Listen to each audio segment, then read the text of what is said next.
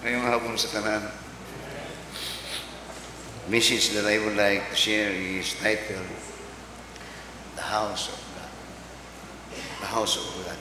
We'll find in verse 15 where that phrase is being mentioned. It says, But if I tarry long, that thou mayest know how thou oughtest to behave thyself in the house of God, which is the church of the living God, the pillar and ground of the truth.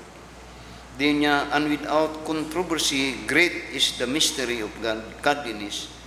God was manifest in the flesh, justified in the spirit, seen of angels, preached unto the Gentiles, believed on in the word, received up in glory. Let's pray.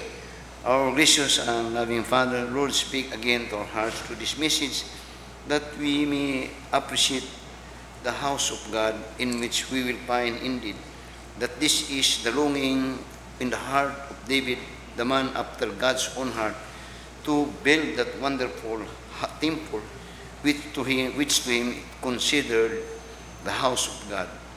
Lord, bless the message, and I pray in Jesus' name, amen. Now, notice in the book of Exodus chapter 25, while they were in their pilgrimage, going out from Egypt, here in Exodus chapter 25, God made a command for the Israelites on the basis that they are commanded to make at that time the word is tabernacle. Now, in the beginning, God's meeting place among God's people is called, tanawan ninyo para makakuha ninyo, okay? Later, because there is a subject that is taught in the Bible about the mystery of the church. In the Old Testament, in the beginning, God's people are worshiping in the place which is called tabernacle. Then, afterwards, in the tabernacle, afterwards that they had settled in the land, in which at that time they become now a nation, and Israel king is David. After his death, the tabernacle was replaced with a building, and that building is called the temple. Then later in the New Testament, that building was crushed out. Then there was a silence for more than 400 years among God's people. Then later on, the Lord Jesus Christ appears, and in his birth, and later he declared he will build his church. Then we understand that the church is not a building, but it is the people. And like in the Old Testament, the tabernacle is the place where God dwells and meet God's people. In the church, the same principle. God dwells in the church, and there he will use this church for the purpose to reach out people in other nations. Now, sa Exodus chapter 25, as they traveled in the wilderness, this is what God said. Akong gusto nga makita niyo, ma-appreciate niyo how God built the church and how it is worked, and how God contributed to the building of that tabernacle. Tanaw sa verse 1. Exodus chapter 25, verse 1. It says, And the Lord spake unto Moses, saying, Speak unto the children of Israel, that they bring me an offering of every man that giveth it willingly. With his heart he shall take my offering. Now God command for Moses to take an offering from the Israel. Then and this is the offering which he shall take of them, gold and silver and brass. Now, tanawa ko at this time, we will notice here that when God demand for offering, he set the kind of offering that they will offer unto the Lord: gold, silver, and brass. Muna yang isulti. Then unya, and blue, and purple, and scarlet, and fine linen, and goat's hair, and ram skins dyed red, and badger skin, and shittim wood, oil for the light, spices for anointing oil, and for sweet incense, onyx stones, and stones to be set in the ephod, and in the breastplate, Now notice this, verse 8. Nya, and let them make me a sanctuary that I may dwell among them. God's intention is for them to build a tabernacle, or he made mention, he said sanctuary, but that was the tabernacle. And in that tabernacle, God said, reason that he will dwell with his people in that presence, in that tabernacle. So, he asked that, ang Ginoo, gi-require niya ang mga katawhan nga muhatag og offering para itukod sa tabernacle. Now, oftentimes we think nga God do not need money. But in every purposes sa iyang mga buton sa yuta, dili siya magpaulan. Ang tanang mga butang na iyang himuon, gikan na sa iyang mga katawhan. Din tanawa sa Exodus chapter 34, how these people responded to the challenge of God. Exodus chapter 35. Tanawa. Exodus chapter 35, and notice particularly sa verse 20 up to verse 29. Notice how these people responded. So they were required to give an offering. All the people, Israel. Now notice in verse 19, verse 20.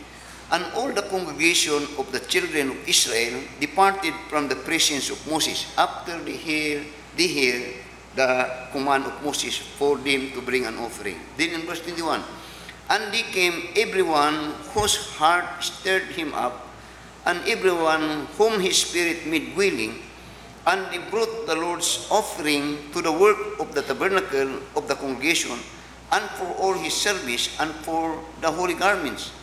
And they came both men and women, as many as were willing-hearted, and brought bracelets and earrings and rings and tablets, or jewels of gold, and every man that offered an offering of gold unto the Lord. Now, take note ng verse 22. Katong ilang ipanghatag kay nato gusto natay tanong niya. And every man with whom was found blue, and purple, and scarlet, and fine linen, and goat's hair, and the red skin of rams, and badger skins, brought they them. Everyone that did offer an offering of silver and brass brought the Lord's offering, and every man with whom was found set in woods for every work of the service brought it. Dinya, and all the women that were wise-hearted did spin with their heads and brought. So generally, ning-respond sila o nanghatag sila. And again, the purpose is they are to build a tabernacle. Atong padulong tanin ha. Then notice in chapter 36, sa ding hatag sila. Tanaw sa 36, verse 3 up to verse 7. Tanaw sa chapter 36 Exodus niya sa verse 3. And they received of Moses all the offering which the children of Israel had brought for the work of the service of the sanctuary, to make it wither. And they brought it unto him free offering every morning. And all the wise men that brought all the works of the sanctuary came every man from his work which they made. And they speak unto Moses, ang mga trabahante karon, saying, the people bring much more than enough for the service of the work which the Lord commanded to make. Nga ang butpasot, nag-awas-awas, ug ang mga trabahante nga nagatrabaho, nga nasayod sa panginahanglanon niya, nanubra-subra na ning gipanghatag sa mga tao. Ngayon si Israel, bisag ingana na sila, but when it comes to the work of the Lord, kuan gyud na sila. Nang very, very supportive, very, very generous. Tanawa sa verse 6. Dino niya, and Moses, as a result, give commandments, and they cause it to proclaim throughout the camp, saying, let neither man nor woman make any more work for the offering of the sanctuary. So the people were restrained from bringing. For the stuff they had was sufficient for all the work to make it 2 months. Now, ngani, the question is, nganong ingani man ka-generous kini mga Israel? Nga surrender good si Moses, ug ang iyang kuan pa iyang kasot, sobra na ta. Now, nganong ingani sila ka willing of heart? how generous. Now, notice ang reason. Sa Exodus chapter 12,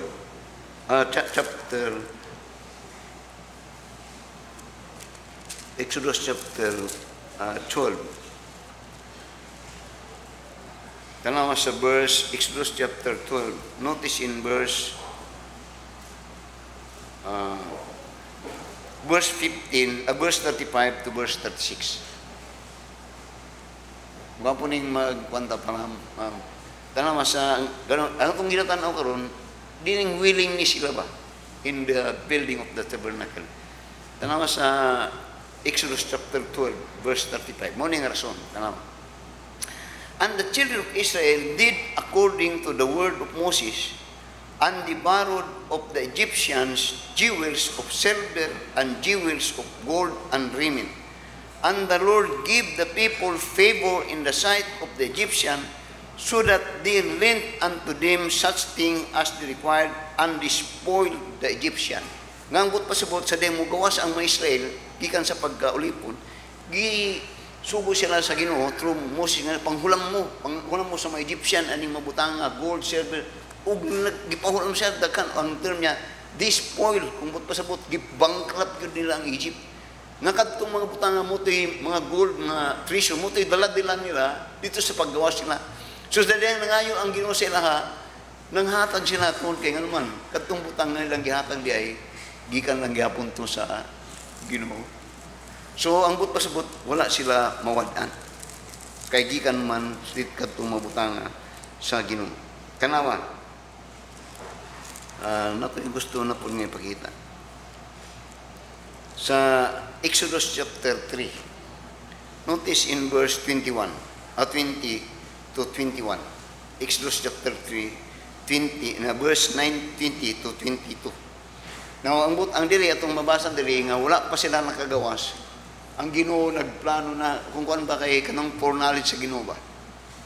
Nga they will spoil the Egyptian because later on they will required of God to return back or to give that offering voluntary, and they offer it. Ano man, tungod kay wa pa sila nakagawas, nanana sa una-una sa Ginoo. Tanawa, Exodus chapter 3 verse 20. Dinya, and I will stretch out my hand and smite Egypt with all my wonders which I will do in the midst thereof, and after that he will let you go. And I will give these people favor in the sight of the Egyptians, and it shall come to pass that when ye go, ye shall not go empty, but every woman shall borrow of her neighbor and of her that sojourneth in her house jewels of silver and jewels of gold and raiment, and ye shall put them upon your sons and upon your daughters, and ye shall spoil the Egypt. Masaktan ninyo na. Ayok makita ninyo na. So, when I said, when these people will ask of God to bring an offering for that tabernacle purposes in building, they were very generous, because after all, those that they give is from the blessing of the Lord. Now, in 1 Chronicles chapter 29. So now take note nga ang building sa tabernacle Palangdaan was so precious. Precious in the sense that it is very valuable, for it is made with gold, silver, and brass. Very costly. Kung kwanto, millions ang worth niya ito. Now notice sa panahon ni David, sa 1 Chronicles chapter 29. In the time of David, mo po ni si David. Karon si David, tigulang na, ug ayang intention, nga ang tabernacle, tama na. Kay nagasakit yang kasing-kasing nga, siya karon na siya balay nga gwapo, karon ang ginuwa pa'y templo. So, diri sa iyahang, sa 2 Chronicles, iyan ang commandery that the people would build now a permanent place of God. And that is what we call the temple. The temple. Now notice in 1 Chronicles chapter 29. Ako lang akong basahon sa verse 1 up to verse 5 lang siguro. O 6 maybe. Ngunya, she was old then. Furthermore, David, the king, said unto all the congregation, Solomon, my son, whom alone hath God chosen, is yet young and tender, and the work is great, for the palace is not for man, but for the Lord God. Now I have prepared with all my might for the house of my God, the gold for things to be made of gold, and the silver for things of silver, and the brass for things of brass, the iron for things of iron, and wood for things of wood, onyx stones and stones to be set, glistering stones and of diverse colors, and all manner of precious stones, and marble stone in abundance. Kini atong gilabasa, mo ni ang iyak ang David ni, sarili niya ning kung kuan pa pundo, sarili niyang wealth. Diningon niya, moreover, because I have set my affection to the house of my God, I have of mine own proper good of gold and silver, which I have given to the house of my God, over and above all that I have prepared for the holy house. Di niya, even 3,000 talents of gold, of the gold of Ophir, the 7,000 talents of refined silver, to bury the walls of the house withal. Then niya, the gold for things of gold, and silver for things of silver, and for all manner of work to be made by the hands of the artificer, and who then is willing to concentrate his service this day unto the Lord. Ngangbot pasabot si David mismo, when the temple is now to be built, siya mismo, iyang contribution, siya pinakadako. Kaya nga naman, tungkol kay taga makigira sila, actually, magbahin-bahin na sila sa mga spoil. O siya, iyang mga spoil, kaya magkuha nila kuha nila sa mga nations nga lang awayon, iyang ginatigom di ay. Pero sa dihang ginatigom, ang iyang intention, mo ni akong i-build sa templo sa Ginoo. Sayang gitalugonon actually gihatag niya katong mabutanga for the temple. So that as a result, if you will find, all the people had contributed for the building of the temple. My point here is that how costly is the house of God. Very costly. And everyone involved to the building of that house of God, called tabernacle, then later on, the temple. Tanan sila involved yun. Na participation, mga bayi, mga amahan, mga bayi, o mga anak. They have contribution. Dili but-pasbut nga walay ikot, wala kayo, it is not a reason. That is how God touched the heart of His people in regards to the building of the temple in that time. Now, tanawa, sa Psalms chapter 26, tanawa si David karon. Sa Psalms chapter 26, yun niya sa verse 8. Psalms chapter 26, verse 8. Notice what it says here now. Ngun niya, Lord, I have loved the habitation of thy house. Ngan niya, napurma na ang temple niya, I love this. Now you see, what reason, ano maka-exhort sa na ito? Tungkol kay gilid niya gipukbo ang iyang gihaguan dito ng templo. Mga nakasulti siya, I love the habitation. You see, kung yung paningtan, na kay party sa paningot, dili ni mo na dali biyan, mo yun nang ni-appreciate. Mo na si David, karoon niya, Lord, I have loved the habitation of thy house, and the place where thine honor dwelleth. Do you love house of God? Now, tanaw sa verse, chapter 27. Now, dito sa 1 Timothy, ayun nyo kanina itong verse 15, that they may know how to behave themselves in the house of God. Kasi David, tanaw ang kayang pagtanaw, paglantaw sa templo, balay sa Ginoo. Tanaw sa Psalms 26 bin karon, verse 1 to verse 5. Ngunya, the Lord is my light and my salvation. Whom shall I fear? The Lord is the strength of my life. Of whom shall I be afraid? When the wicked, even mine enemies and my foes, came upon me to eat up my flesh, they stumble and fear. Then niya, though an host should encamp against me, my heart shall not fear. Though war should rise against me, in this will I be confident. Then verse 4. One thing have I desired of the Lord, dinya, that will I seek after, usa ka butang that I desire of the Lord, nga akong ginasik after, dinya, that I may dwell in the house of the Lord. Sa iyang mga kumbati sa kinabuhi, sa iyang mga struggling sa kinabuhi, ang nakanunay niya nga makapuyo ko dito sa balay sa Ginoo. Natanaw sa verse 4. Now, this is the greatest king in Israel. He is the greatest even warrior of Israel. Greatest king, a conqueror, and this is what he said. He's considering, one thing have I desired of the Lord, that I will seek after, that I may dwell in the house of the Lord all the days of my life, to behold the beauty of the Lord, and to inquire in his temple. Then niya sa verse 5, for in the time of trouble, he shall hide me in his pavilion, in the secret of his tabernacle shall he hide me, he shall set me up upon the rock. Now, tanawa sa Psalms 122. Psalms 122. Tanawa sa yung gisulti karon sa verse 1.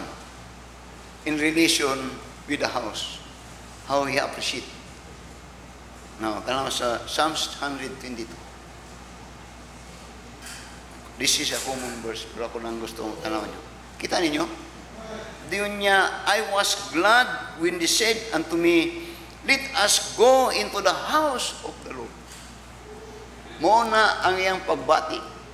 Dili kay, ato ta magsimba, dili kay magkusmaod. Dili kay muhatag rason. Kung nila, I was glad. I was glad. I hope nga, dili burden sa to ang pagsimba. Kayo sa nabatasan nato, kay mo manay atong giko, kanadto na himong katap man himong sa pata sa pikas, na pagtulunan, nga musimba ta nga bugat atong mga kasing-kasing. Nga usahay ang but pasabot na kung nagasimba galing tao nga bugat yang kasing-kasing, ang iyang pagsimba way hinungdan tungod kay ang Dios nga iyang gisimba way pulos sa iya. Puros kibugaton. Puros mga kalisdanan ang Ginoo. Way epekto ang Ginoo. When you come to church, yung niya puso ni David, come to praise God at bring your offering with thanksgiving. Pasalamat mo nga pagsimba, pagdayeg sa Ginoo. Dili kay naganha ka nga mura kag kanunay nagapasan sa kalibutan nga ambot pasabot ang Dios nimo perting bugata para kanimo. No. When you come to the house of the Lord, I was glad when they said, let us go into the house of the Lord. At ito sa New Testament. Ako muna na ito. Ako lang mong gina-saysay for your additional knowledge. That at the beginning, it was the tabernacle in which God dwelled among God's people. Then later on, it was the temple. But yet, this temple, just like the tabernacle, giguba na sa Ginoo. Kaya ang naitabo karon at particularly sa time ni pagkamatay ni Solomon, nga particularly sa mga sulat ni Isaiah o ni Jeremiah, nga ang mga tao moto sa templo, pero ang di mayo ilang kasing-kasing wala para sa Ginoo. Nahimong way hinungdan ang templo tungod kay ang templo, ang mga manuluday sa templo way gugma para sa Ginoo. Way hinungdan ang templo, way pulos ang templo. So when the Lord Jesus Christ came, He built the church. The church, in which we are being taught again from childhood that the church is the building, just like in the Old Testament. Ang atong pagtuo na ang church is the building. So that when Apostle Paul wrote the book of Ephesians, he made mention about the mystery of the church. That this mystery was, kung kuan pa, butang nga giwa gitudlo sa Ginoo sa Old Testament, but in the Old Testament there was a picture about the church, Pero wala mahibaw ang mga Israel ni sa dihang nana sa New Testament pagbuhat sa Ginoong Kristo sa church, diri ni samot nga wa masabtan sa mga Israel. What is the church? Now, notice in Ephesians chapter 1. Notice in verse 22 to verse 23. Ngunya, and hath put all things under his feet, and give him to be the head over all things to the church. He is the head over the church. Dili head nga sa mga building, over the church. Dunya, which is his body. The church is his body. Which is his body? The fullness of him that filleth all in all. In Colossians chapter 1, you will find here in verse 18, masabtan na nimo karon kining church nga yang gihimo. Unya, sa Colossians chapter 1, and in verse 8 niya, and he is the head of the church, of the body, the church, who is the beginning of the firstborn from the dead, that in all things he might have the preeminence. So he's speaking about the body, the church, in which the church now is not the building, but the believer of the Lord Jesus Christ. So that in the temple, in the temple come people to worship inside the temple. But here in the church, dili nagbago. Tanaw sa 1 Corinthians chapter 3. 1 Corinthians chapter 3. Notice in verse 16. 1 Corinthians chapter 3. Notice in verse 16. Ngunya, know ye not that ye are the temple of God? Now speaking with the believer. Kanadto temple, building. Karon wa masabti ni sa mga Corinthians, and even many of us before. But then later, ingon niya, know ye not that ye, he's referring with the church or people, ye are the temple of God, and that the Spirit of God dwelleth in you. Ingon niya sa Old Testament, let us build a tabernacle in which I may dwell among them. Karon, Exodus chapter 25 verse 8, karon, niya he build the church, that he will build. Now this is a mystery to the believer.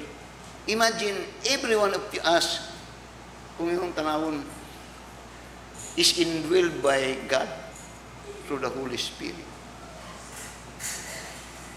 Kung yung tanawon, daghanday kayong Diyos, Pastor. Every believer, tanawon ng mystery. Now tanawa ang principle, reality nga yung ginasulti about that. Ephesians chapter 1. Ephesians chapter 1. Notice in verse 13 to verse 14. Ephesians chapter 1, verse 13 niya, in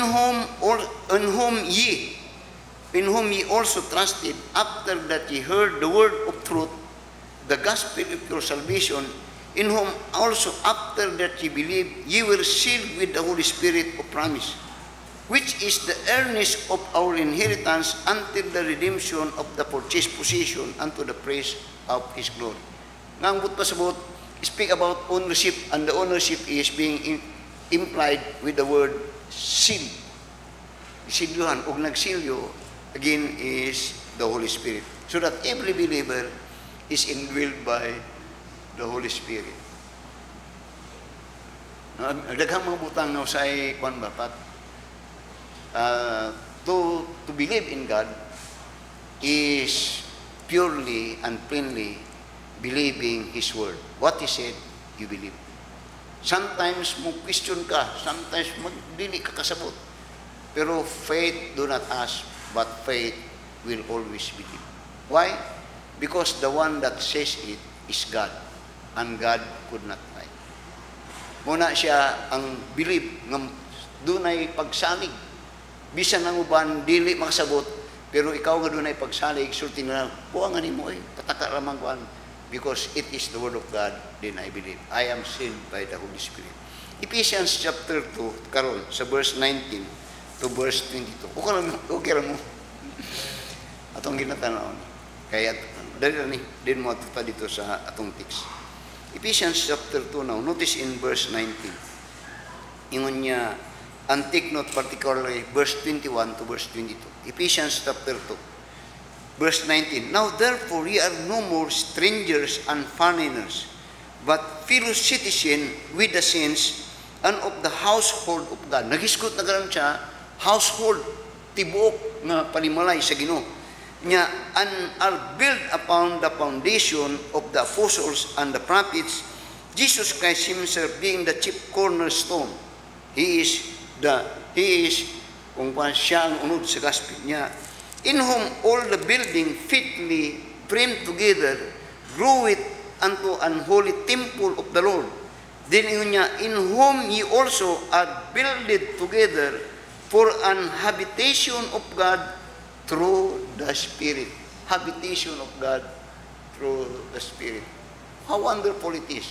Now, bini mo, ang mga Kristohanon in the old time were so powerful and was so blessed of God. Why? Because of the presence of the Holy Spirit in them. And in so manner, likewise, every Christian may so blessed and so powerful because of the presence of the Holy Spirit that is in us. Now, adto na ta sa 1 Timothy chapter 3, verse 15 to verse 16. I hope we learn something. Now, tanaw ron. Sa verse 15 now, kang Timothy. Now, Timothy, Paul knows that he is about to leave. And he is making some advice to Timothy and to the church. So he said, but if I tarry long, kung magpabilin ko dugay-dugay, niya, that thou mayest know how thou oughtest to behave thyself into the house of God. Nga, kung nagkadugay ko nga nabuhi, nga ang ultimate desire nga mahibaluta, how we behave in the house of God. Because the house of God is the place of praise. It is the place where we worship God. Paras po na kung muadto mo kasal. Dito sa kasal, dunay formal, dunay pamaagi nga formal ang ginahimo sa mga hintungdan. Nga but pasabot, what's more when you come to worship God? Now, let me say something. When you come to worship God, make some preparation for yourself. Dili ka mo adto kasal nga wala baya ka naga-prepare kung imbitado ka. O bisag sa birthday. Kung doon ay birthday, mo adto ito, dili ka.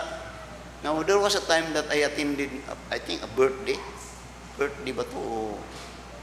Nga doon ay bisita nga gisi-gisi yang katong uso gani nga gisi-gisi. Ako yung gisulti nga kanuwi po ni mo, gisi-gisi mo sinina sa pantalon ng maunhit mga party. That's, doon na po asawa sa pastor, nasa Facebook. Iyang ginaakbayan, iya siguro ito may gisi-gisi. Akong gitiksan, pagkapalitin ko nagpantalon ng imong pantalon ng pantalon nito, tarong-tarong na kay gisi-gisi, oh, perting pobrihan niya, luoy. Ako yung gidasok kong may. That is an ethical and very informal. Sa mong panahon ka na ito, kung mama na gisi gamay brad, iyan na dayo tahiyon. Karon tuyoon yun nga gisi-gisi. Doon ipatulong pag sa dapit siyang lubot. That's insane, insanity.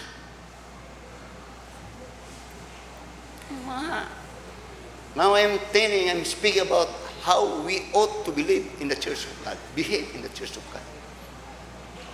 Dahil ay kanato doon na kanay amigo kanato, dili pa niyang simbahan, nga pa dito, kanang tina sa Pikas. Doon na tayo missionary nga tig-simba dili.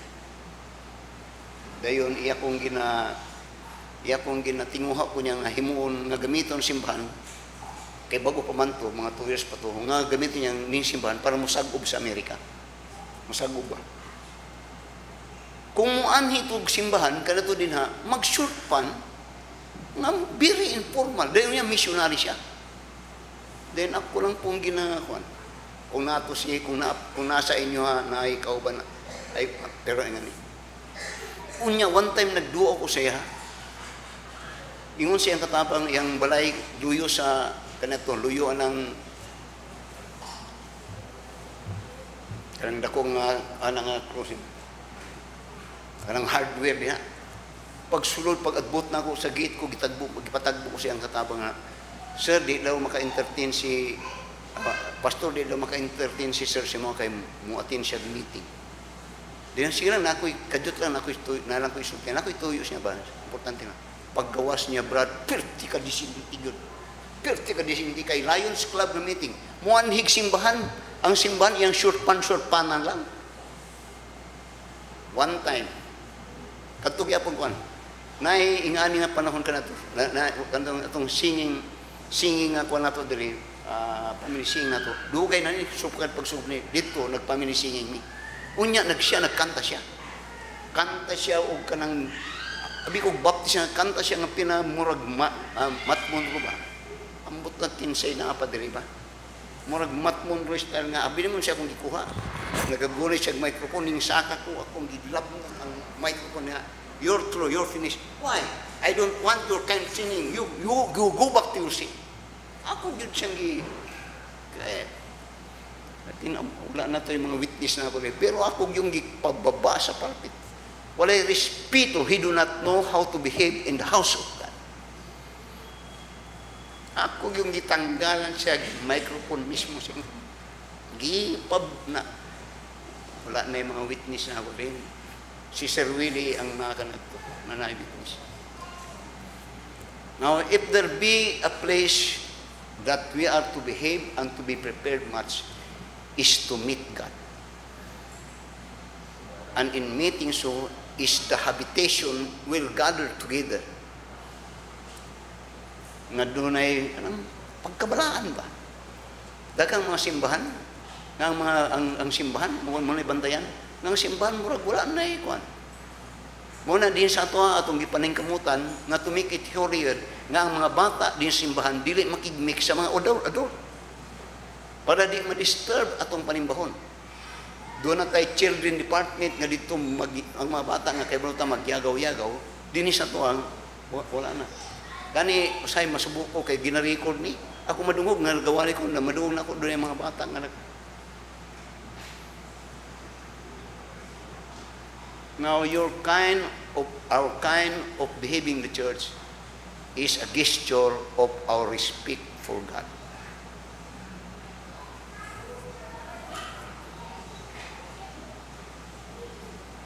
Muna nga usay kung na yung mga dignitaries, kuan kaya ta, formado kaya ta. Kung may tungkol sa Ginoo, usay wala tayo. Then when you come to church, ayaw i-practice nga hugaw ang imong hunahuna.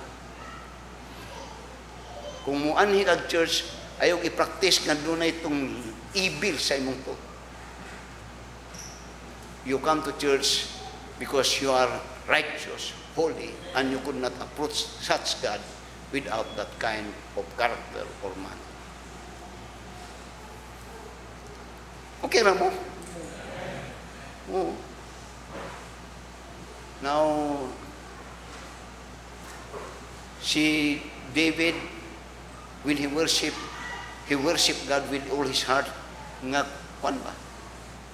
Pakabalaan. May pausay ang katungdaan ng mga simbahan. Now, tanong, balik. 1 Timothy chapter 15. Dunya. But if I tarry long, that thou mayest know how thou oughtest to behave thyself in the house of God. Tanawaron, which is the church of the living God. That is His church. That means you are. Now you see, tanawaron mayo ha, which is the church of the living God.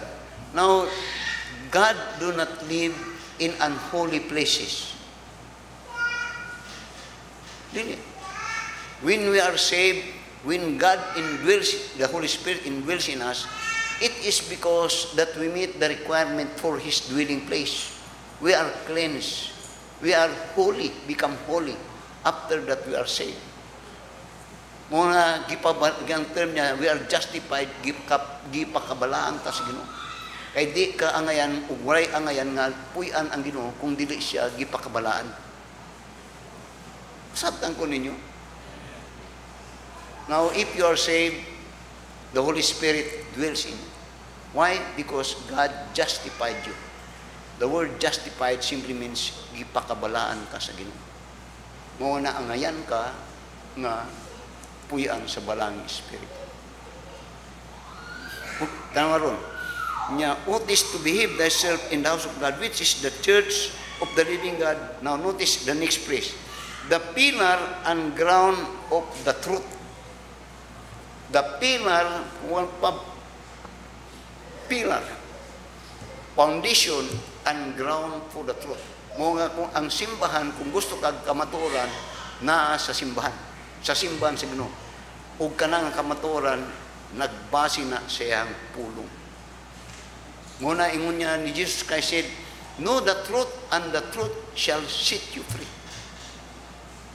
Wala ta ka na to, when we are not saved, we are in darkness. Why? Because we don't have the truth. Dili, Pastor Loy, dili. Sa dihang wa pa ka naluwas, wa kay Biblia. Sa dihang wa pa ka maluwas, na kay Biblia, pero wa ka gabasa. Masabtan ko ninyo. The church must be, and sometimes, og kinipod ang usahay, bantayan nato tungod kay kasagaran, when truth speaks, it really will hurt. Makasakit yun. Nga naman, tungod kay, we are used to believe a lie. And we are used to practice a life that is lie.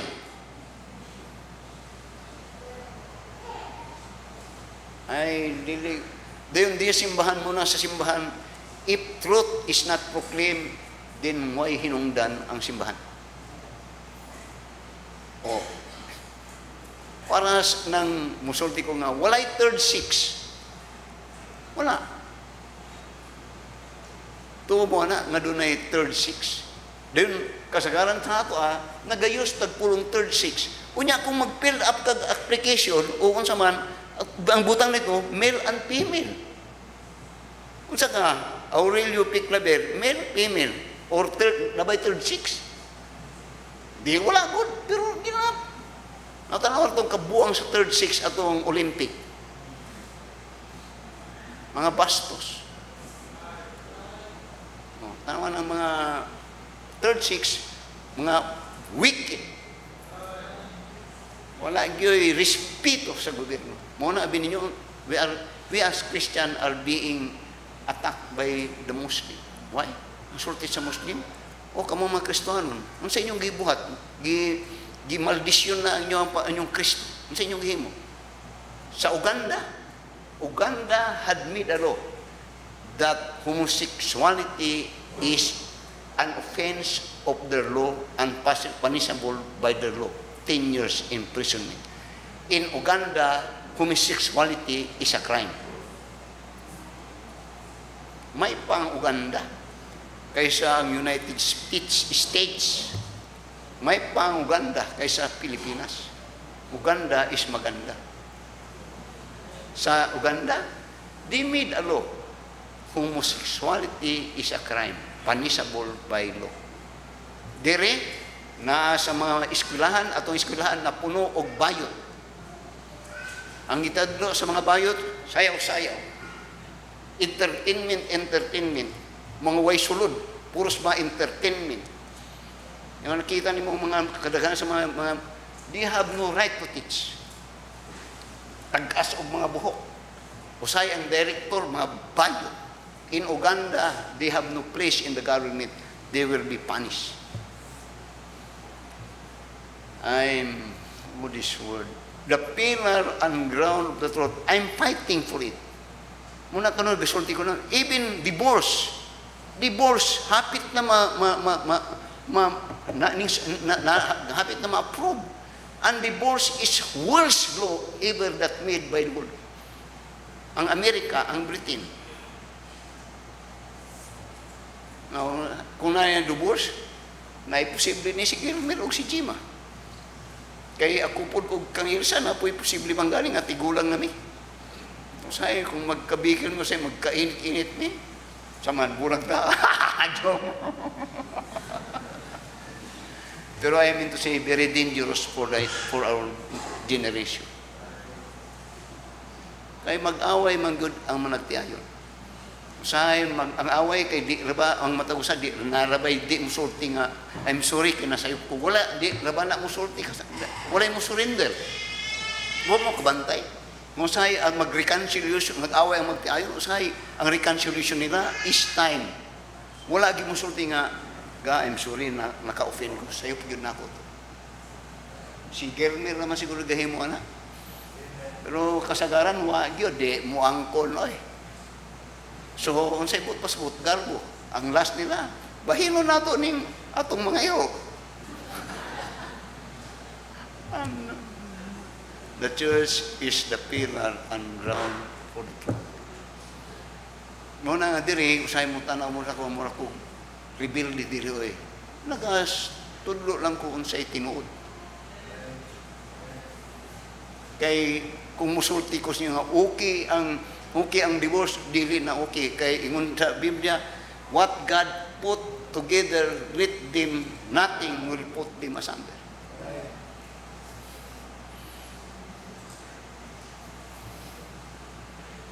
Dili, sa timba na to, gatudlo tag mayo sa mga anak nga magtahod o ginikanan. Sa eskwelahan, ang ginatudlo sa eskwelahan, ayaw bunali, ayaw disiplinahin. Pasag di ang bata ang disiplina sa mga maestra kung sa kwan. Pasag di ang bata nga mo reklamo para ikaso ang mga samong panahon dili. Ug ang Biblia dili. Ngunya, but if I tarry long, that thou mayest know how thou oughtest to behave in thyself in the house of God, which is the church of the living God, the pillar and ground for truth. I think that's enough. Let us all stand up and let us pray. Our dear Heavenly Father, Lord, salamat sa mga mensahe nga mong gihatag kanamo karong adlaw. Dear Father, I trust na dunay mga butang nga among natun-an nga among barugan that as God's people na usay mga pagtulunan sa kalibutan nga dali lang kayo namo i-adapt without searching the Scripture. But the good thing unta is for us to search the Scripture if indeed it is in line with the teaching of God. When it is not, then we are to rebuke it, to do against it, and to reject it. Lord, salamat sa mga mensahe mong ihatag kanamo karong mga adlaw. Bless the message as been blessing us. Father, we pray in Jesus' name. Amen. God has spoken to our hearts. I give my life for thee, my precious blood I shed, that God might ransom me, and quicken from I gave my life for thee. What hast thou gained for me? I gave my life for thee. What hast thou gained for me? My Father's house of love, my glory's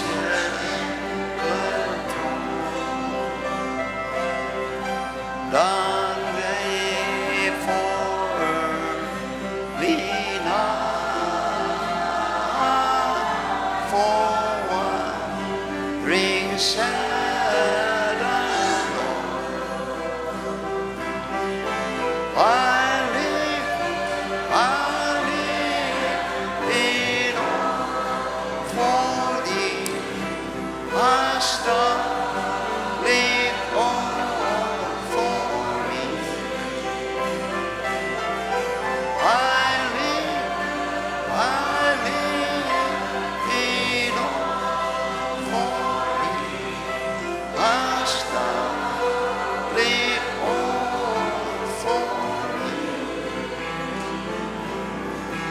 I suffered much for thee,